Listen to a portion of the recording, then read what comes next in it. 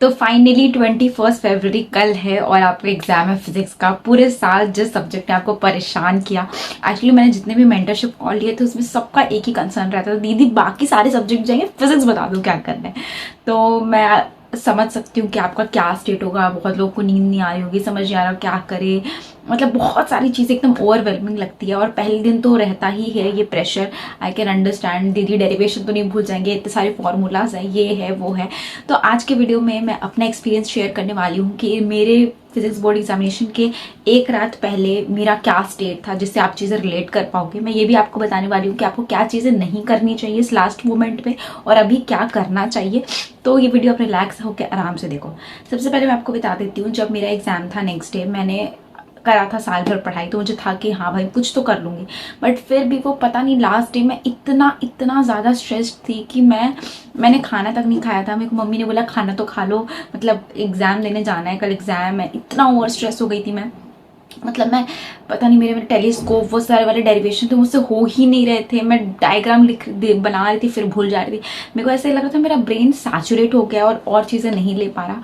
तो मैं बहुत थोड़ा सा डर गई थी और रात को मैंने अपना सारा ड्रेस एक साथ रख लिया। मैं हमेशा ये करती थी कि नेक्स्ट एग्जाम है तो सबसे पहले मैं अपनी सारी ड्रेस आयरन वगैरह कर लूँ, शूज़ वगैरह निकाल लूँ।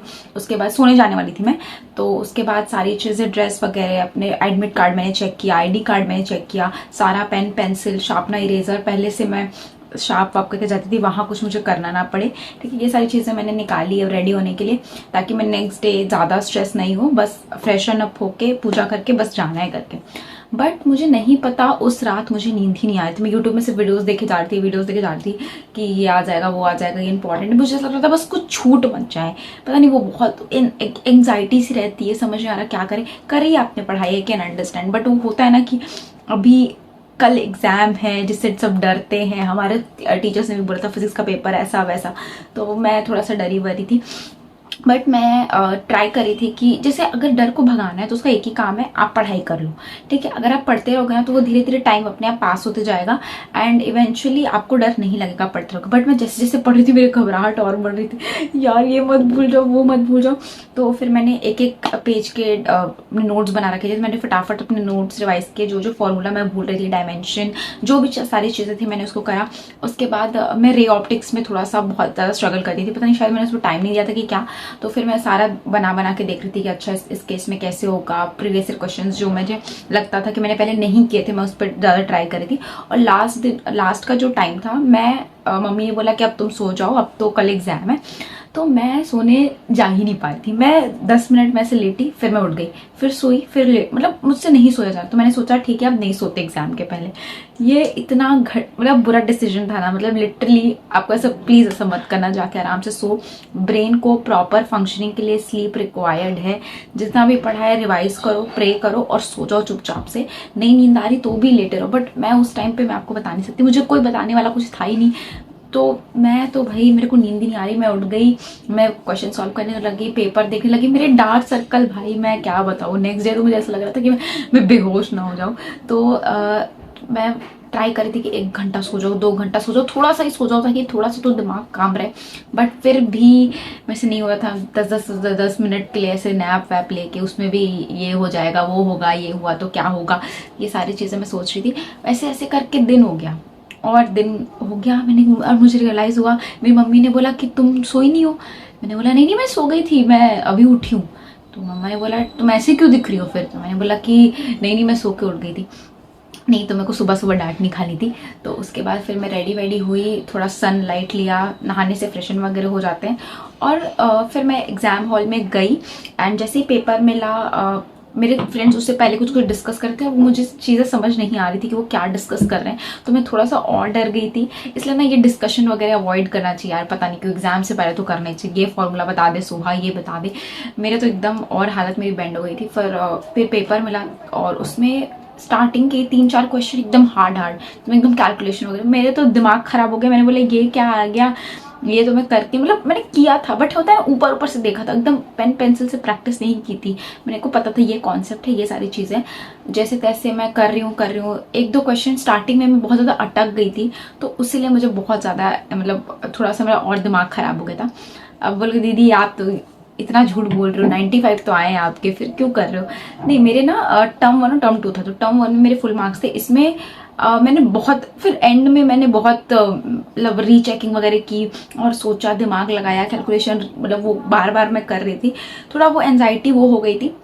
बट इसका बोलोगे दीदी हमारे साथ ये नहीं होने वाला, आप अपनी स्टोरी बहुत वो बटन करके बता रहे हो। नहीं यार, मेरे साथ लिटरली जो हुआ था मैं वही बता रही हूँ, कुछ फेक नहीं है। आपको ऐसा लगता होगा दीदी आप तो पूरे साल भर पढ़े थे 95। देखो यार, आप अगर मेहनत करोगे तो इवेंचुअली चीज़ें मुश्किल होगी तो भी वो आपके फेवर में ही होगी।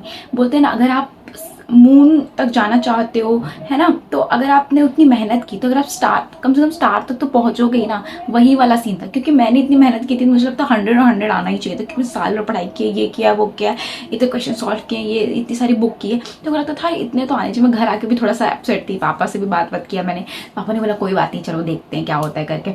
But I could see disappointment, क्योंकि हो जाता है यार, पेरेंट्स को ऐसे एक्सपेक्टेशन होती है कि बच्चा इतना लाएगा या वो, तो थोड़ा सा मुझे अच्छा नहीं लगा। मैं थोड़ा वो रोई वही। उसके बाद आके मैं एग्जाम के बाद ही अच्छे से सोती थी, क्योंकि मुझे ऐसा लगता था हाश मेरा एग्जाम सही गया, अब मैं सो सकती हूँ।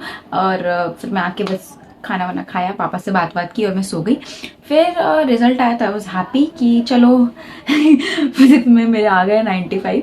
बट लिटरली यार, आपके साथ कुछ बुरा नहीं होगा, ठीक है। अगर आपने मेहनत की है तो वो आपको दिखेगी ही। कॉन्सेप्ट पढ़ के जाओ, है ना। अभी लास्ट मोमेंट दीदी हम क्या करें, मैराथन करें, ये करें, डेरिवेशन करें, मुझसे खुद यार मैंने तो इतनी करा था, तो भी मेरा इतना वो हो रहा था कि कुछ छूट ना जाए, ये मत, वो होना एकदम नेचुरल है। आप इसको अपने ऊपर हावी मत होने दो। आप आराम से थोड़ा सा अपना जो भी है रिवाइज करो, अपने आप को समझाओ कि मेरे को अपना बेस्ट दे के आना है, जितना भी आएगा मैं समझूंगा, करूंगा, ठीक है।